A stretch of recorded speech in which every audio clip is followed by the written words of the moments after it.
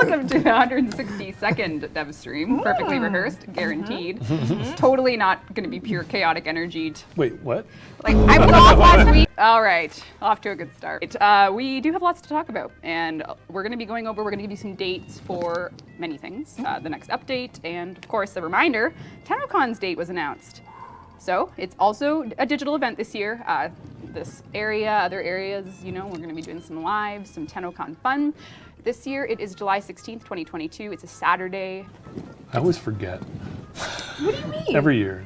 You forget it's happening. Never ready.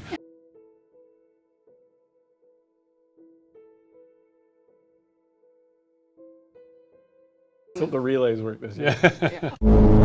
We are bringing you the Echoes of the Zariman update on all platforms, targeting June 9th. If that changes, we'll let you know.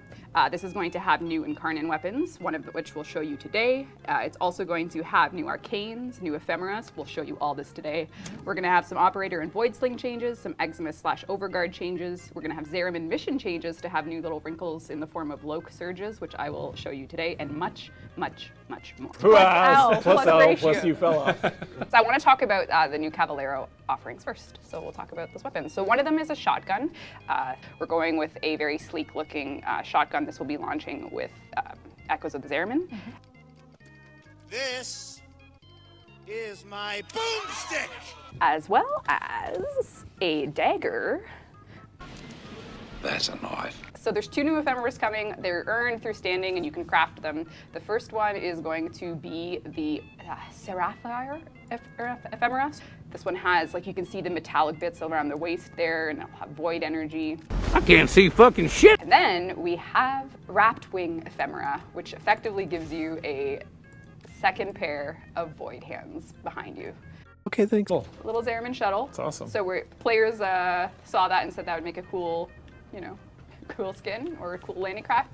It will be coming with its own design. So its own, what do you call the ability? Just abilities, right?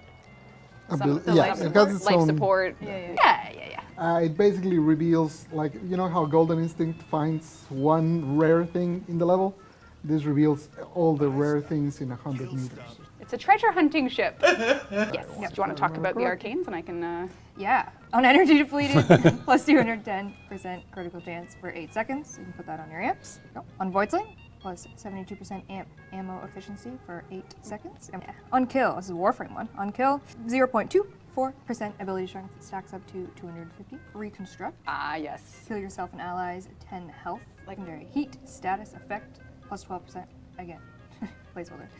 Damage for 10 seconds stacks up to 480%. Should mention, so right now your amps only have one arcane slot, but we are giving you an item that Cavallero will sell where you can add a second slot for you to apply 2 amp arcanes. So if you have an amp you really like and you want to invest in it, you can come grab the amp Arcane Adapter and then you'll be able to double arcane. So Yanta will have a system similar to what Grandmother has in Deimos, where she will allow you to trade miscellaneous items for void plumes.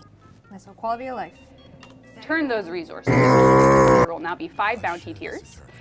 And as a result, we've split the final prior 2 tiers into their own ones. So now the Aeoliac and the Hespar drop as independent rares. So instead of both of them being rare drops for the highest bounty, we've split it down the middle, and now the rare reward is unique per hard tier bounty. We're safe on guard. I mean, obviously we're still tweaking this, but I think right now we have 3 per mission, and they're going to just be spread around, and essentially they're like beneficial, but also have like a little bit of risk, a little bit of bite. All right, So I'm gonna leave the data mass here and go do it and see what happens.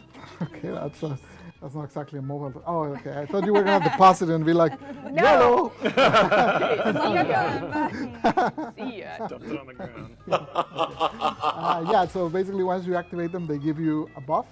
Right now we have 6 different buffs, and they're like different stuff. So for example, there's like infinite ammo, or like infinite energy, guaranteed crits with red guns.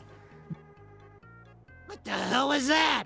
But once you activate it, you're gonna be met by a friend who's finding Okay, so health orbs. there God. you go. So that's the one I was telling you about. Health orbs increase max XP, and that spawns this little friend, which didn't last too long. But yeah, basically, whenever you trigger them, you get an Eximus, and you get the buff.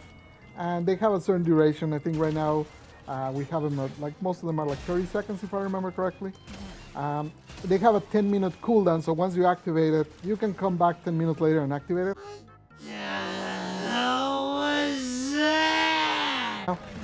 Personally, I feel like maybe what will change more with Traxxas is like the amount that spawn. You can see in this mission, like it just seems like too much, especially for solo. So that's probably more where we're gonna go with the tracks. But with the tracks, we are changing it so that the magnetic proc that they do only takes 100 energy instead of all your energy. Right. Void Sling. We Right. can talk about that now as well. When we first released Void Sling, it was all reticle based, but one of the things we're adding to it is it'll be strafe based, so your character facing, so your WASD movement will inform your traversal, or your reticle if you just play with, you know. One of the things that shipped with Angels of the Zeramin was client authoritative transference execution. So prior to this update, if you were ever wanting to pop out your operator, you would be at liberty of the host's ping to let you do that. The network transmission time. Yeah. Yes, so we moved it all to be client side, and there's no intentional delay by design. So what we're doing is we're taking a very deep look to make it more responsive. So the broad way of addressing the transference cooldown is sort of clarifying that there's no intentional cooldown. There's means to keep it client authoritative, which was something that we wanted to do for the benefit of the multiplayer game, but we need to go a lot deeper to just make it more responsive. All right, then, keep your secrets. I know you have something to do with it.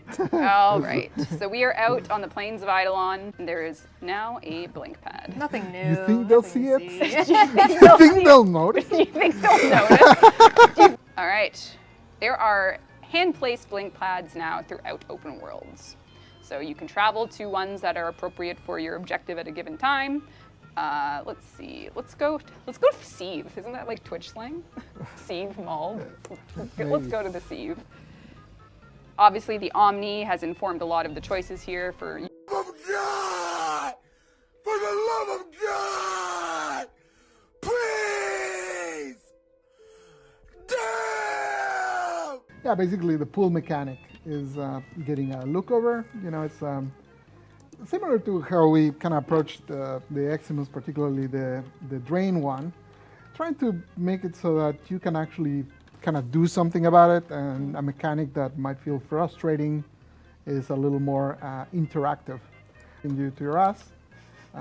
This is the simula. Oh, okay. So if that had hit Missed. me, You're this just too good. This You're is just too going to good. be Benny Hill music and the DevStream recap.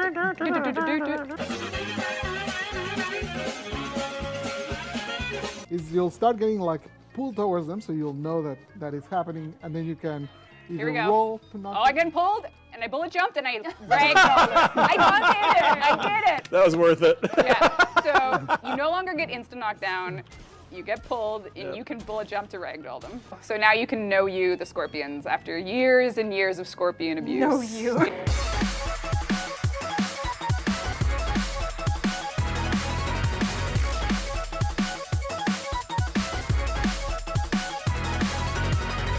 How long do you think crossplay and progression will take to introduce? We're actively working on it. The team are reaching new milestones every day for crossplay and cross-save. But when we have something big to say, we'll tell you. Plus L, plus L, ratio. plus you fell off.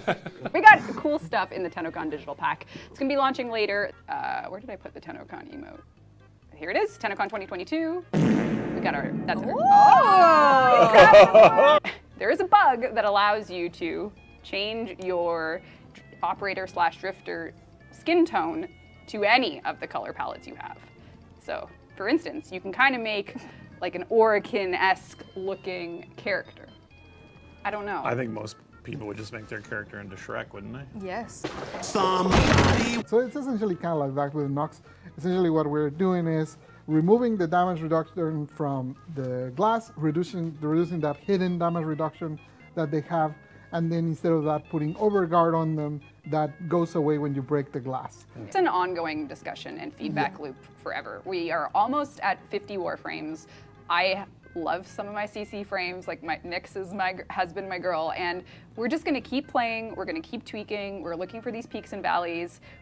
Changing the Eximus overall had a huge impact on the pace at which you're playing the game and the way your tools work, but I think there are some problems where Warframe can become too easy.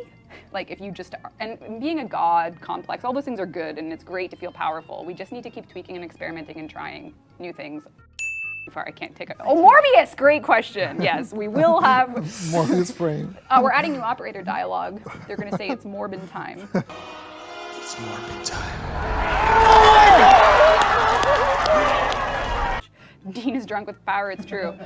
So drunk with power, he could end the stream at any time, because he could just cut me off mid-sentence.